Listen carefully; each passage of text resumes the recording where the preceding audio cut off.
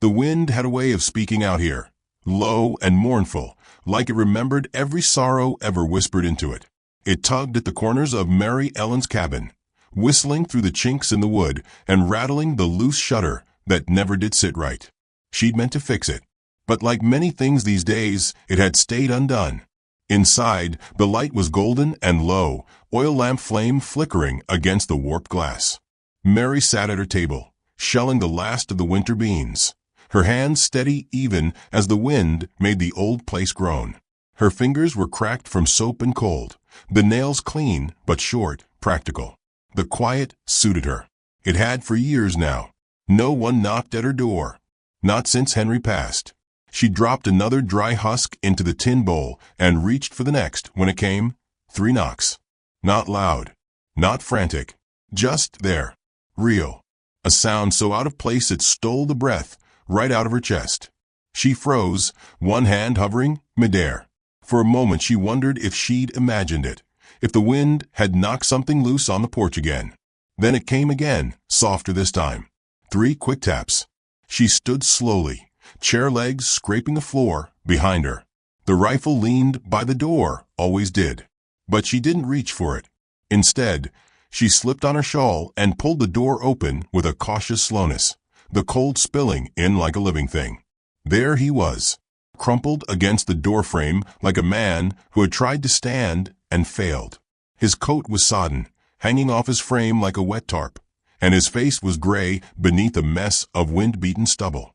One arm hung limp, the other cradled something. No someone. A baby. The child made a soft, choking whimper. Not a wail, just the kind of sound that slipped past cracked lips when all the strength had gone.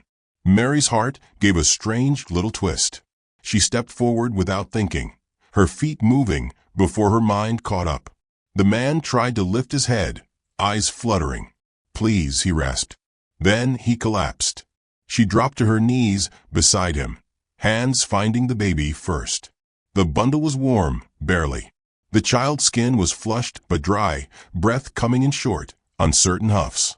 She gathered the infant into her arms, heart pounding. The man didn't stir. "Lord help me," she whispered, as if someone might hear. Dragging him inside took all her strength. He was long-limbed, lean beneath the heavy coat, but dead weight. She hauled him in by his collar, then took hold under his arms, leaving a trail of melted snow and blood across the floor. She didn't know whose. She didn't stop to check. The baby she placed by the hearth, cushioned in a folded quilt. Then she heaved the man onto the bed that had been Henry's once. Her hands shook as she unbuttoned his coat, revealing a damp shirt plastered to his chest, a purpling bruise over his ribs, a gash just beneath his collarbone. Old wound. Dried now, angry. She lit another lamp, pulled water from the kettle, found clean cloths. He didn't speak again that night, not even when she dabbed at the wound with water gone lukewarm. His lips moved in sleep, whispering names she didn't recognize. Once he muttered Sam, and her eyes flicked to the baby, still swaddled tight, still breathing. She kept the fire going. It was all she could do. The baby fussed near dawn. His cries were soft, tired things, like he knew not to ask too much of the world. Mary warmed milk in a tin cup, then found an old cloth to feed him. The child drank greedily, then whimpered as she rocked him, so light and new in her arms. The sun didn't rise so much as seep through the frost-rimmed windows in pale strands. Morning was quiet again, except for the slow breathing of the man in her bed and the steady thrum of the baby's heartbeat against her chest. She moved through the house like someone sharing space with ghosts. There had been a time she'd dreamed of children.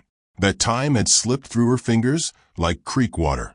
Henry died before they ever managed. She'd made peace with that, or something like it.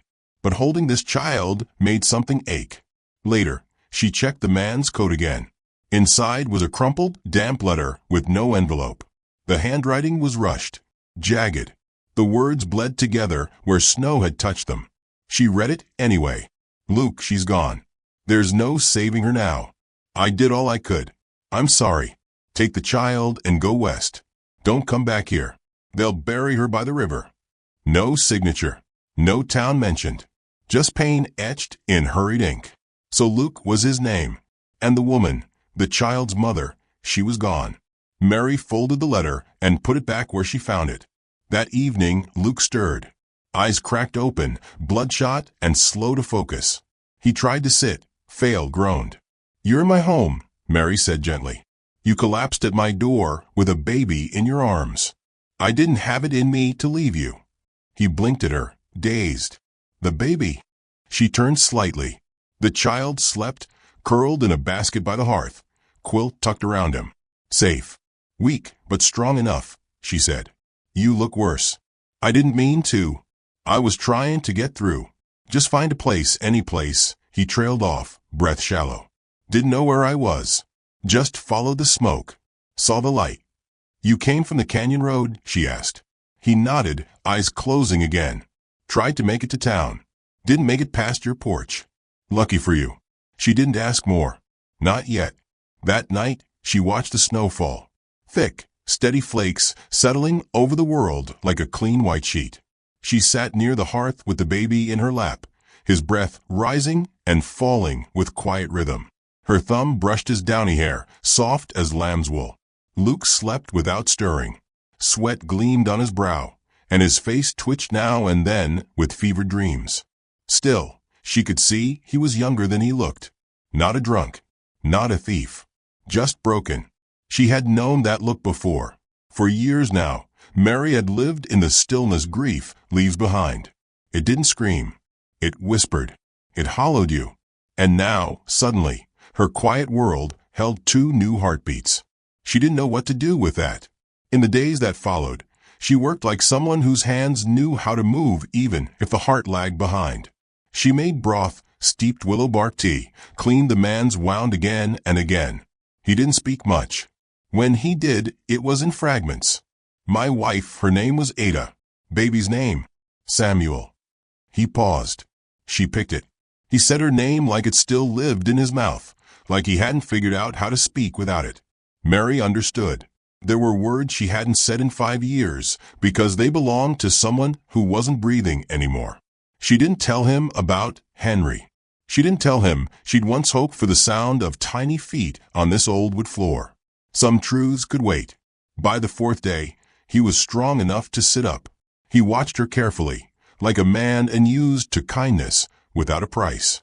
She didn't press him, just made coffee and let the silence stretch.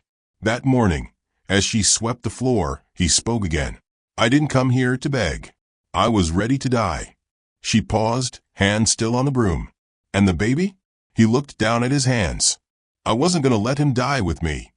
Her throat closed, sudden and tight. She turned back to the hearth. "That's something, at least."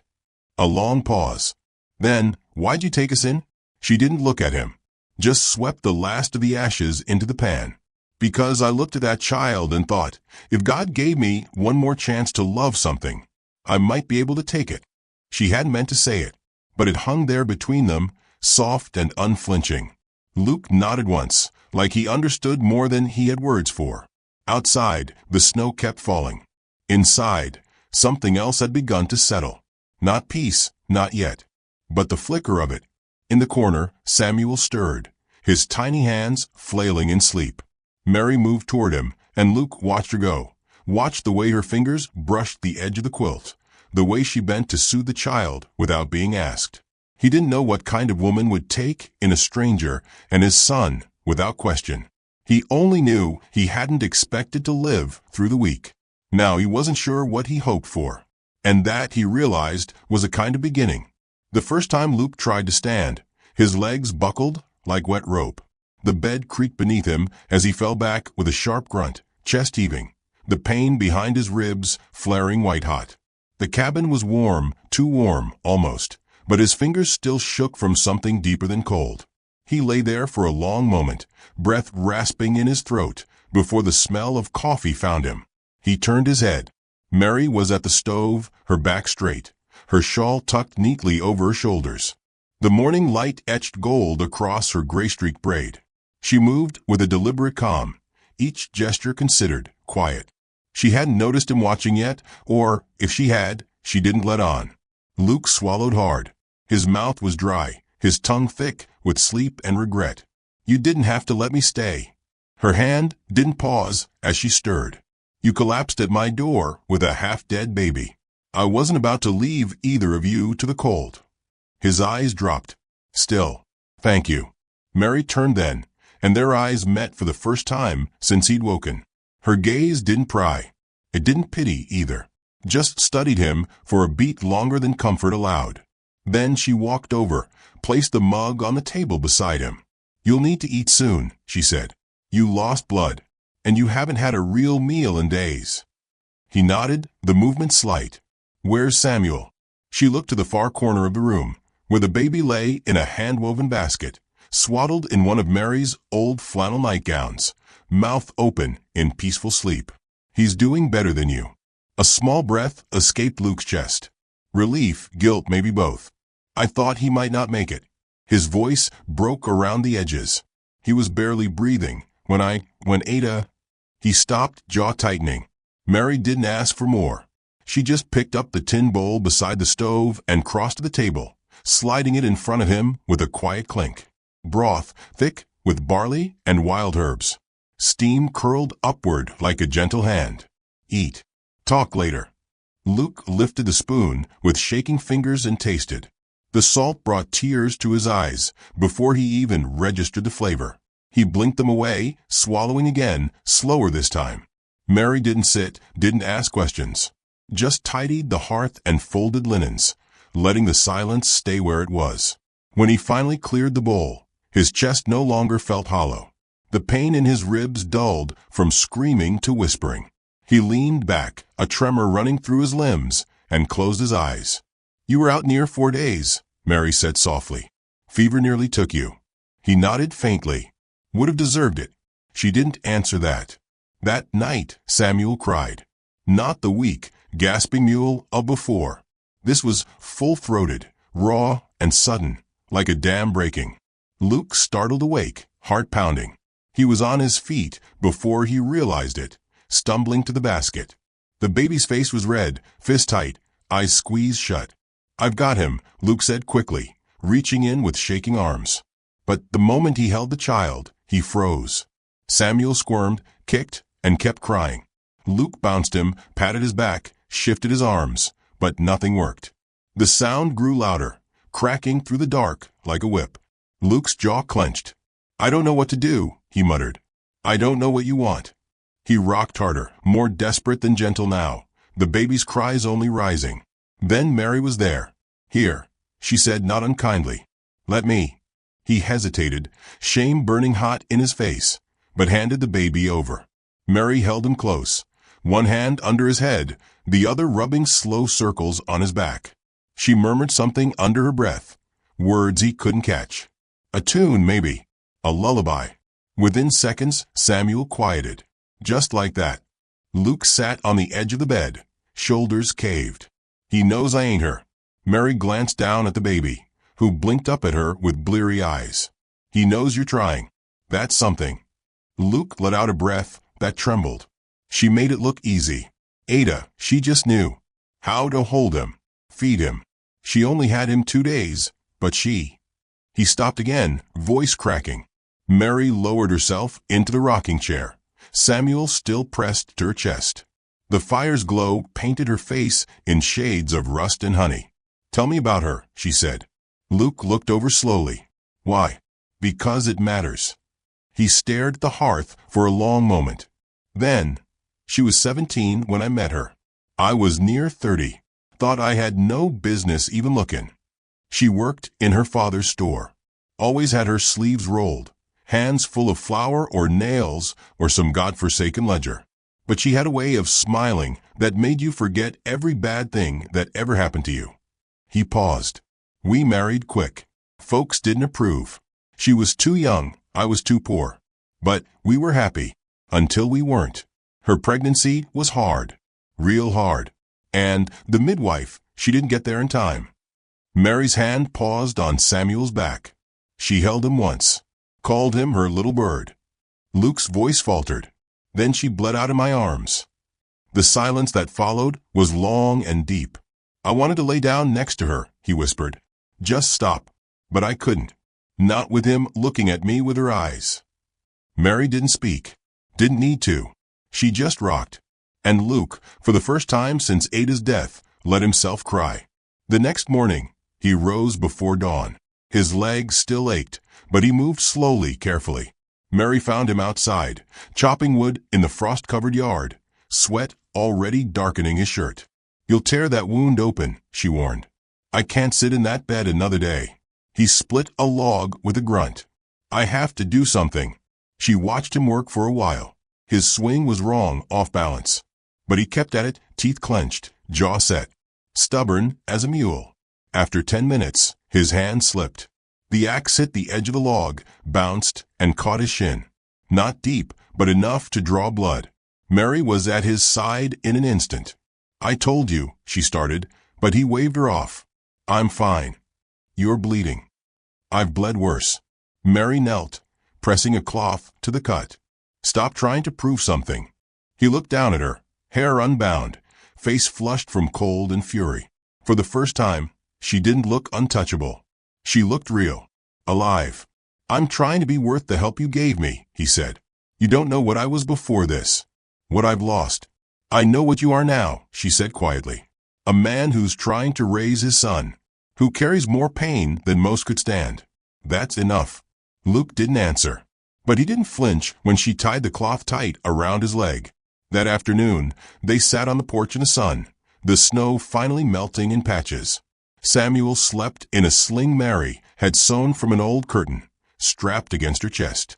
Luke whittled a small piece of pine, shaping it into a crude bird. His fingers worked steady, smoother than before. "He sleeps better on you," he said after a while. Mary rocked gently. "I've got a steadier heartbeat." Luke smiled faintly. "You got steadier everything." She looked over.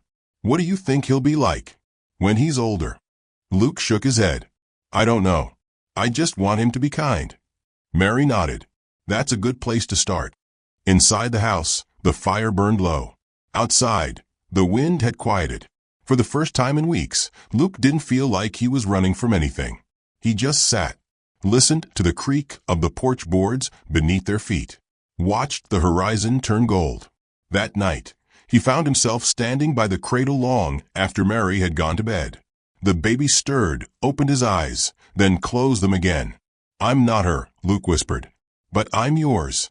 And I'll try." In the corner, Mary watched from the shadows. She said nothing, just turned back to her room, lips pressed tight, a single tear tracking down her cheek. The days began to take on rhythm. Luke helped with chores, mended the chicken coop, patched the roof where the snow had weighed it down. His hands, once calloused from rail work and road dust, grew familiar with thread and timber again. Mary let him stay, not just in the house, in the space of her silence, in the unspoken comfort of small things, an extra spoon set on the table, a flannel shirt washed and folded, a second cup poured without asking. They didn't speak of the future, not yet. But one evening, Luke found her by the river behind the house. She was standing ankle-deep in snowmelt, sleeves rolled, her hands submerged in the freezing water, eyes closed. "I come here to think," she said without turning. "What about?" She opened her eyes. "What I lost. What I still have." He stepped beside her, boots crunching on the bank. "What did you lose?" She hesitated. "My husband, Henry. He died of fever 5 winters ago. Quietly. In this house." Luke didn't speak. Just waited. "I thought I'd die in that silence. Thought maybe I already had. But then you knocked." He looked at her. The river shimmered at their feet, sunlight scattering like coins. "I'm sorry for what you've been through," he said. She shook her head. "We've all been through something. But not everyone makes it out the other side." He offered his hand. She took it. And for the first time, they stood not as strangers or broken souls trying to survive each other, but as something else, something new. Behind them, the baby cried, a short, sharp wail carried by the wind. Neither of them moved right away. They just looked at each other, that small cry curling between them like a promise neither dared speak aloud yet. Luke squeezed her hand. "I'll get him." Mary nodded. "We'll both get him." And in that moment, nothing more needed to be said. The snow melted slowly that year, reluctant and stubborn, like it had grown used to blanketing the world in stillness. Mud pooled in the yard, and the cabin creaked differently now, adjusting to thaw and weight and the shifting of lives inside it. Luke moved with more strength, the color returning to his face, though a limp lingered from a sprained knee he never quite admitted to. Mary noticed, but she didn't say anything. She watched instead, how he favored one leg when he thought no one was looking, how his shoulders hunched when Samuel cried, like a man bracing for failure. They settled into a rhythm, not quite comfort, not quite survival. Luke would rise early, tend the fire, fetch water, and split wood, slower now, but with more care. Mary baked bread in small round loaves, taught him how to knead with his palms and not just fists. Sometimes she caught him watching her hands as she worked, like he was trying to memorize something he'd never known before. The baby grew louder, hungrier. His cries filled the corners of the house, soft then shrill then soothed again. Luke changed him clumsily, wincing when the child squirmed and cried. Mary showed him once, twice, then left him to figure it out. He did, eventually. One afternoon, Luke found Mary kneeling in the garden bed, sleeves pushed up, fingers deep in damp soil. The earth smelled of thaw and old roots, and the wind carried the first sense of spring, sharp pine, distant rain. He crouched beside her, watching her bury onion bulbs with the kind of precision most men gave to bullets. "You plant things like they matter," he said quietly. She didn't look up. "Everything does, if it survives the winter." He reached down and took a bulb from the cloth sack, mirrored her movements. The dirt clung to his hands in clumps, thick and wet. For a long time, neither of them spoke. That night, he carved a small horse from a scrap of pine and left it on the mantel. Samuel couldn't play with it yet, but Mary found it the next morning, thumbed the tiny details, the rounded ears, the carved saddle, the initials LC etched in the belly, and placed it gently in a wooden bowl beside the hearth. She didn't mention it, but she didn't hide it either. They were still strangers in some ways. At night, Luke slept on a cot near the door. Mary in the bedroom she once shared with Henry. They moved around each other carefully, like two shadows cast by the same flickering flame. Familiar, yet apart. There were questions she hadn't asked. Where Luke came from. What he did before Ada. What he ran from. She knew enough to sense weight in the way he paused before answering simple things. But she never pressed. Not because she didn't want to know, but because she understood that some truths had to come slow, like sap from a tree. Bled, not forced. One morning, while she hung linens on the line, a rider appeared down the ridge. She shielded her eyes, heart skipping. Luke stepped out of the barn, shirt damp with sweat, and froze beside her. The man dismounted stiffly. Marshall's star on his chest, badge dull with dust. Marshall Tibbins, broad-chested, clean-shaven, eyes like cold stone. He nodded to Mary, but looked straight at Luke. "Morning, Miss Bell." "Marshall," she said, guarded. Tibbins nodded toward Luke. "He the one been staying with you?" Luke stepped forward. "Name's Luke Calder. Didn't realize my presence here was a matter of law."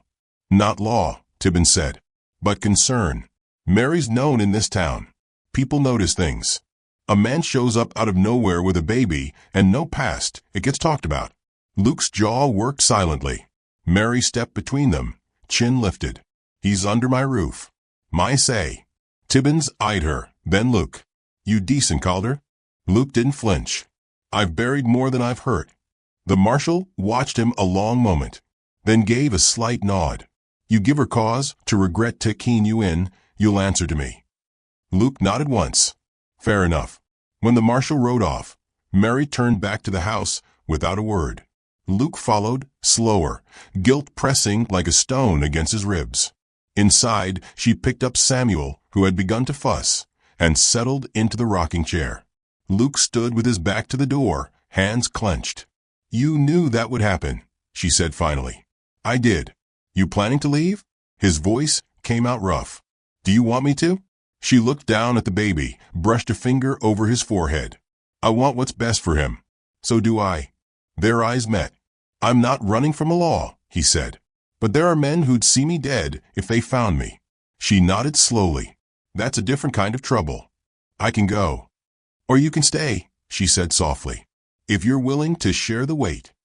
He looked at her then, really looked, and something behind his eyes cracked open, not soft, not broken, but raw, alive. I want to stay, he said, if I'm welcome. Mary glanced down at the baby, then back at Luke. You are. That night, she moved a second cot into her room. Not beside her bed. Not yet. But near enough to hear him breathe. Luke didn't say anything. Just nodded, set his things down, and sat in silence. The days stretched, bright and windy. Samuel began to coo, small chortles that made Mary smile when she thought no one was looking. Luke carved animals, foxes, birds, a bear with lopsided paws. She kept them in a basket by the fire. The house began to feel full. Not noisy, not chaotic, just no longer hollow. And yet, something unspoken still hovered between them. Late one evening, Mary sat at the table, sewing a new quilt from scraps she'd hoarded for years, each square stitched with quiet intention. Luke approached, holding a mug of tea. What are you making? Something that says we were here, she said. That we tried. He placed the mug beside her. Will you teach me? To sew. He nodded. I can carve, but I'd like to learn to mend. She handed him a square of blue calico and a needle. Start with this. He pricked his finger twice before managing one crooked stitch. She didn't laugh, just watched, a small smile tugging at her mouth. By firelight, they stitched in silence, thread looping between hands like a tether. One morning, Samuel refused to eat. His body was hot with fever, eyes glassy. Mary wiped his brow with a damp cloth, worry tightening her throat. He's burning up, she whispered. Luke hovered nearby, helpless. We need help, he said. A doctor. Mary shook her head. Too far. And the roads are washed out. She rocked Samuel, murmuring soft nonsense, while Luke paced. Hours passed. The fever climbed. At dusk, Mary remembered an old remedy, boneset and elderflower. She brewed a bitter tea, dipped cloth in it, and pressed it to the child's lips. Samuel whimpered, swallowed, whimpered again. Luke sat beside her, head in hands. If he dies. He won't, she said fiercely. He made it through more than this. But her voice broke on the last word. Through the night, they took turns watching him. At dawn, the fever broke. Sweat slicked his curls, but his chest rose and fell, slower now, steadier. Mary wept, silently, into Luke's shirt as he held her. After that, something shifted. Luke began leaving small things, a carved bird on her pillow, a sprig of lavender tucked beside her bowl. Mary started humming while she cooked, songs she hadn't sung since Henry. One night, while folding laundry, she found a shirt of Luke's mended with her thread. Her fingers lingered on the stitch. Then she folded it and placed it neatly on his cot. That evening, they ate together at the table, fire flickering between them, Samuel asleep in his cradle. Luke reached for her hand. She didn't pull away. Have you ever thought about starting over? He asked. She looked at him, quiet. Not until you showed up. He nodded slowly. Me, neither. Outside, the wind picked up again, but it no longer sounded so hollow. Later, as they settled in for the night, Mary paused at her doorway. You can move your cot closer, she said. If you want. Luke looked up. I want. And for the first time, they slept within arm's reach. Not touching, but no longer apart. The spring came slow, the kind of slow that didn't trust itself. Patches of snow lingered like secrets along the northern fence line, and the ground stayed soft, soaking up every footfall like it hadn't quite forgiven winter. Calves bawled in distant fields, birds called from higher branches, and inside the cabin, life moved like a steady river, no longer rushing, no longer still. Mary stood at the window one morning, watching the light crawl across the yard. Luke was outside, his coat open, sleeves rolled. Baby Samuel strapped to his chest in a sling made from Mary's old muslin apron. The child giggled as Luke swung a hammer at the porch railing, nails catching in his mouth like an old habit. He worked quiet, shoulders squared in the kind of way a man does when he means to stay. She didn't say it aloud, but some part of her had begun to wait for that moment when it might all fall apart. The knock on the door, the sudden departure, the breath she'd been holding for years to come up short again. But it never did. Luke stayed. The cot by the door stayed empty, his presence shifting like furniture rearranged until you no longer remembered what the room looked like before. They didn't call each other anything special. No, darling, no, my love. It wasn't like that. It was pass the bread or watch the kettle, or, when he caught her watching him from across the room, a soft, quiet, I see you. And she would nod, because she saw him too. Still, life in a place like this didn't wait for hearts to catch up. There were matters to tend to, legal things, practical things. A visit from the preacher brought it up. He stopped by one Sunday afternoon, thick Bible under one arm, the smell of pipe smoke clinging to his coat. Mary poured him coffee while Luke sat tense, fingers laced on the table. The baby lay in his cradle, gurgling up at a beam of sun. "You got the boy baptized yet?" the preacher asked. Mary shook her head. "Not yet. You'll want to. God willing, nothing happens to him, but the law's the law. He needs a father on paper. And you," he looked at Luke, "ain't listed anywhere." Luke nodded slowly, eyes darkening. "We weren't wed proper before she passed. No paperwork. No name to give." The preacher sipped his coffee. "Then you best make one." Later that evening, the talk stayed in the room long after the preacher had gone. Mary washed dishes with steady hands. Luke dried, his towel moving in small circles over the tin plate. "He's right," Mary said finally. "If something were to happen to either of us." "I know," Luke replied. He set the plate down gently. "I've been thinking on it. I'm not asking you to marry me for love," she said, eyes still on the soap bubbles. "I'm asking you to help give that boy a name, a home that can't be questioned. Nothing more." Luke stepped closer. "And if there's more?" She turned slowly to face him. "Then we don't speak it yet.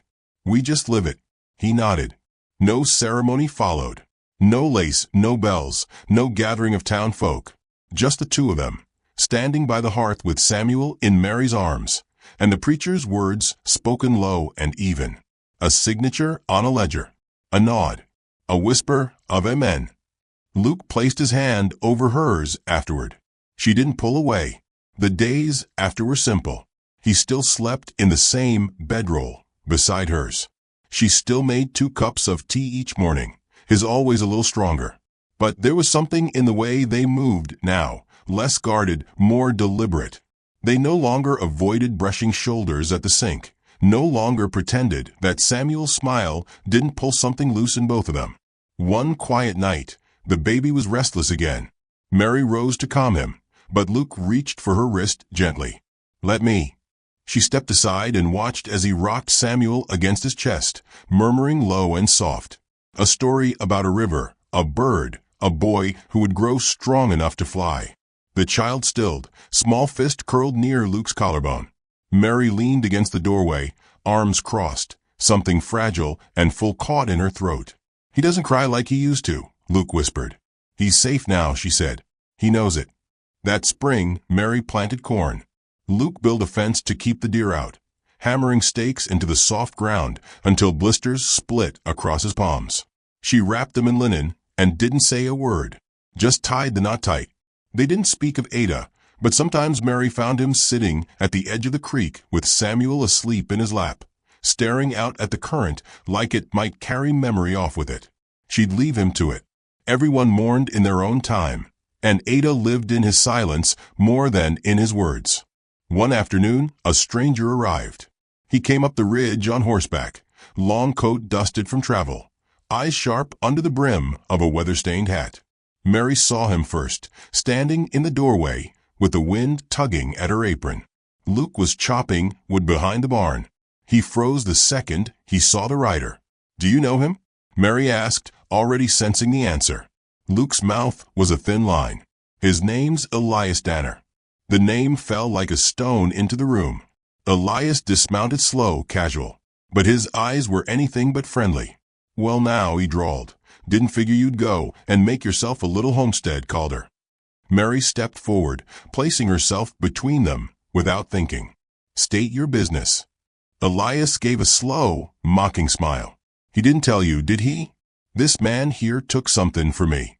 Rode off with money that wasn't his and left me to answer for it. Luke's jaw tightened. I left because I saw you kill a man. You were drunk and careless.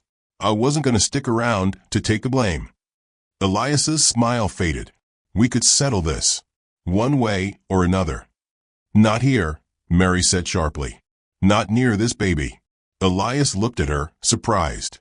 Then at Samuel, who now peeked sleepily from the crook of her arm. Didn't peg you for the marrying kind, Calder. Thought you only knew how to leave. I'm not that man anymore, Luke said. Elias tipped his hat mockingly. We'll see. I'll be back.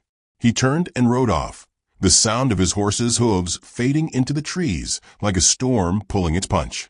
That night, the quiet returned, but it was heavier than before. Mary found Luke sitting by the fire, Samuel asleep in his arms again, his thumb tracing lazy circles on the boy's back. You didn't deny it, she said softly. I couldn't. I ran. Maybe not with gold in my pockets, but I didn't stay. I didn't speak up. I let folks think what they wanted. She sat beside him. And now, I'm not leaving again. They didn't speak of Elias after that. But Mary started locking the door at night, and Luke kept a rifle near the bed, his eyes twitching toward the window at every gust of wind. Still, life pressed forward. Mary quilted again. Luke added a room to the cabin with his bare hands, board by board, for Samuel's future bed. He carved his name into the frame, Samuel Calder, letters deep and even. On a rare, clear evening, they stood on the porch together, arms brushing. The baby slept behind them. Luke held something in his fist. I found this in town last week, he said, opening his hand. A ring. Simple. Silver. Dented along the band, like it had been in someone's pocket too long. I didn't want to give it to you when it didn't mean anything yet, he said. Mary looked at it. Then him. And now. He met her eyes. Now it means I'm not going anywhere. Not because I owe you. Not because of him. Because I want this. You. Us. Mary reached out, took the ring from his hand, and slipped it onto her finger. It doesn't have to shine, she said. It just has to stay. And Luke, for the first time since he'd lost Ada, smiled like a man who finally believed in staying. Inside, the fire cracked. Outside, the stars blinked into place. They stood together, two people forged by loss and reshaped by the slow, stubborn work of building something from ash. A promise had been made, not in church, not in ceremony, but in quiet, in presence, in the unremarkable, extraordinary act of staying. And neither one said it, but both knew, when Elias returned, as he surely would, they would face him together. Not out of necessity, but out of love. The storm rolled in low and mean, its belly dragging along the hills like it wanted to scrape the skin from the land. Thunder growled behind the ridge as dusk folded the sky in thick blue-gray layers. The wind had teeth, and it bit at the edges of the cabin, slipping under the doorframe and between the boards like it meant to test the strength of every nail Luke had ever driven into the walls. Mary stood at the window, her fingers tight around the frame, eyes fixed on the horizon. The clouds had a color she didn't trust, too dark, too fast. She'd lived through enough winters to know this was no ordinary spring squall. Something heavier was coming. Behind her, Samuel fussed in his crib, already restless from the pressure change. Luke was in town. He'd taken the wagon down for supplies, insisting on going alone despite her protests. Back by sundown, he'd said, pressing a kiss to her temple. Promise. But sundown was slipping, and the wind kept rising, and the road down the ridge would already be turning to sludge. Mary moved through the cabin, shuttering the windows, bolting the door, stuffing wool into the cracks, where wind whistled like a warning. She lit the lamps early, their glow fighting the dark with shaky hands. Samuel's cries rose, sharp and tired. She scooped him up, held him against her chest, swaying gently as she whispered soft, steady words. Outside, the first drops of rain hit the roof like stray pebbles. Then came the downpour, heavy, relentless, drowning the world in a roar. She was reaching for a blanket when the knock came. 3 raps. Not frantic, not soft. Measured. Mary froze. Samuel whimpered in her arms, sensing the shift in her breath. She stepped toward the door slowly, heart hammering in a way it hadn't since that first night Luke collapsed on her porch. She didn't call out, didn't ask who it was. She knew. The rifle stood by the woodpile, loaded and oiled. Her hands didn't shake as she lifted it, just moved with the quiet purpose of someone who understood that storms didn't always come from the sky. She pulled open the door. Elias Danner stood there, rain running in rivers off his coat, hat dripping, eyes hard as cut stone. "Evenin', Mrs. Calder," he said with a smile that didn't touch his eyes. "Hope I'm not intrudent." Mary didn't lower the rifle. "He's not here." "I figured," Elias replied, stepping one muddy boot onto the porch. "He's got a habit of leaving things behind. Thought I'd see what was worth the trouble." Samuel stirred, sensing something foul, and Mary's grip tightened. "What do you want?" she asked, voice calm. Too calm. Elias shrugged. "Justice. Revenge. Maybe a little closure. Depends on how tonight goes." "You'll find none of those here." He stepped forward. The rifle rose, cocked with a clear, deliberate click. "One more step," she said. "I'll put one through your shoulder. You'll live, but you won't ride out." Elias paused, lips twitching. "You don't strike me as the killing kind." "You're right," she said. "But I'm a mother now, and I've buried one man already." Silence. Wind howled through the gaps, rattling the storm door. Elias's jaw shifted. Then he reached under his coat. Mary didn't hesitate. The rifle kicked hard into her shoulder, the shot tearing through the storm, deafening. Elias cried out, stumbled back, his hand clutching his upper arm as blood darkened the sleeve. He dropped to one knee, rain hissing against his boots. "You damn woman," he spat. "You'll pay for this." "No," came another voice, rough and full of gravel. "Luke."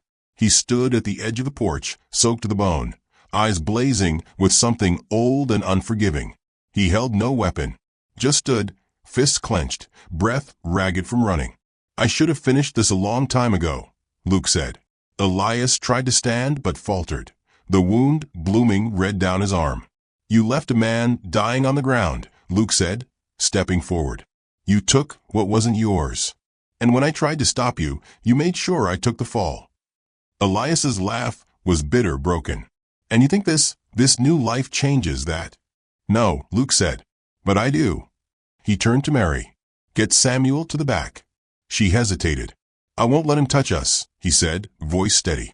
"I promise." Mary disappeared into the hallway, heart racing.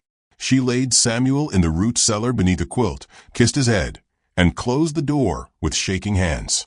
When she returned, Luke was crouched over Elias, tying his hands with rope from the kindling basket. "You're turning yourself in?" she asked quietly. Luke shook his head. "No need. Marshall's already heard my story. He's coming by tomorrow. I wanted to tell you, but I didn't want to bring fear back into the house." Mary's hands were cold. "And him?" "He'll live," Luke said. "He'll face the law now, not just the ghosts." Rain battered the roof. Thunder cracked, so close it rattled the panes. Luke dragged Elias inside, dumped him near the hearth. The wounded man groaned, but said nothing. Mary and Luke stood together, wet, breathless, the scent of smoke and storm mingling in the air. She reached for his hand. He took it. Neither of them spoke for a long while. Later, after Elias was bound and sleeping under Mary's watchful eye, Luke slipped into the bedroom. He returned with a small box, the same one she'd seen him carve by firelight, never asking what it held. He knelt, not for tradition, but for gravity. "I came here with nothing," he said. "Not even myself. You gave me more than a roof. You gave me back the man I lost. I know we already made promises, but this one's different." He opened the box. Inside was a simple gold band, polished, worn. Mary's breath caught. "It was Ada's," he said. "She'd want you to have it." Mary knelt, facing him. "I'm not a replacement." "You're not," he said. "You're the reason I'm still standing." He slipped the ring onto her finger. And for the first time, they kissed, not because they had to, not because a piece of paper bound them, but because something had finally softened between them, enough to let light in. Outside, the storm passed. The next morning, the sun broke clean and gold over the ridge. Steam rose from the wet earth, and the porch boards glistened like honey. Marshal Tibbins arrived just after breakfast.